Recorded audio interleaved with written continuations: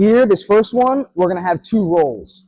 I'm gonna be the attacker, and he's gonna be kind of like, he's playing the game of like the long rangey kind of point fighting kind of style, right? He's trying to, you know, touch me from the outside, work a lot of footwork and that kind of thing, and I'm trying to figure out a way to kind of stalk him and find a good shot, okay?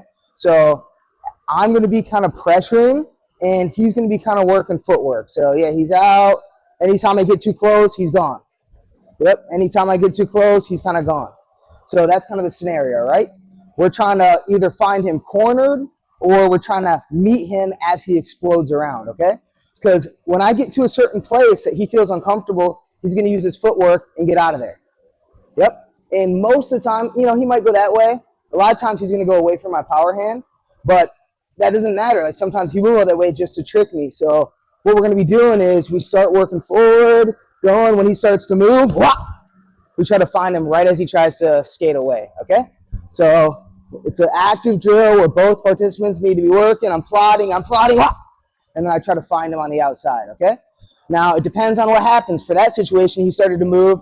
I threw this big hook, and then the right hand was just there because he kind of went wide here. My right hand, yep. Let's do a few more and see just kind of what else happens. Right? I can find that outside kick. He's moving into that.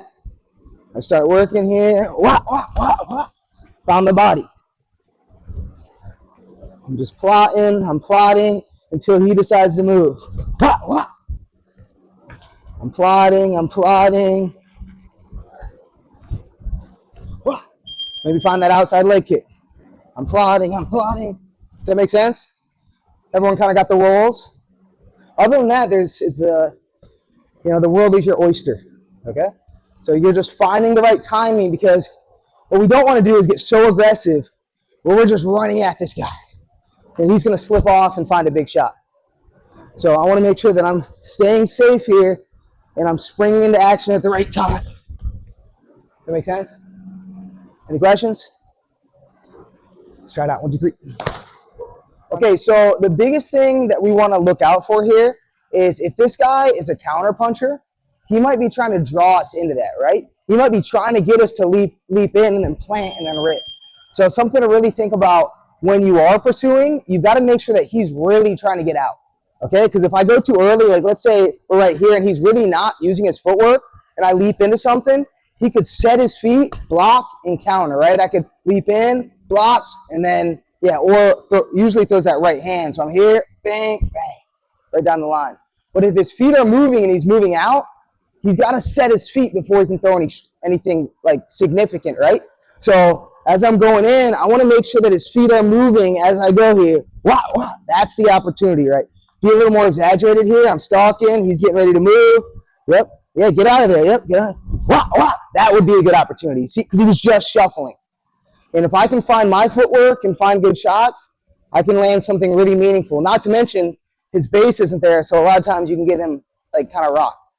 So we're here, I'm stalking, I'm trying to find my entries, and then he goes.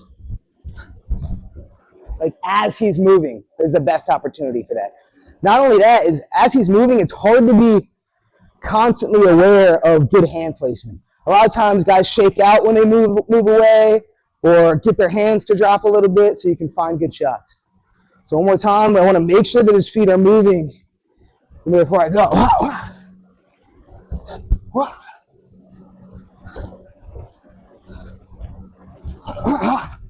Sound good? 1, 2, 3.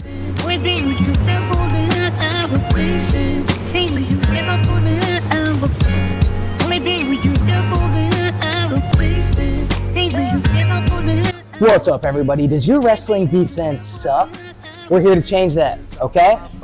Today, we are announcing our defensive wrestling instructional. We're going to give you everything you need in your toolbox to defensively wall wrestle, right?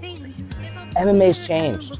It's not just the better wrestler that wins, it's who knows how to use the fence that wins these wrestling exchanges. When your back is against the fence, how are you going to sprawl, right? That is the primary defensive tool for a wrestler. And if you can't sprawl, you're not gonna defend the takedown, right? So we need hooks, We need underhooks. We need shoulder dominance. We need to know where to point our feet. And we have that all for you in this amazing instructional. It's only $5 on our Patreon. We show you how to defend single legs, double legs, body locks, how to get back up when you've been grounded, and much, much more. We will see you guys there. Make sure you get it, and let us know what you think.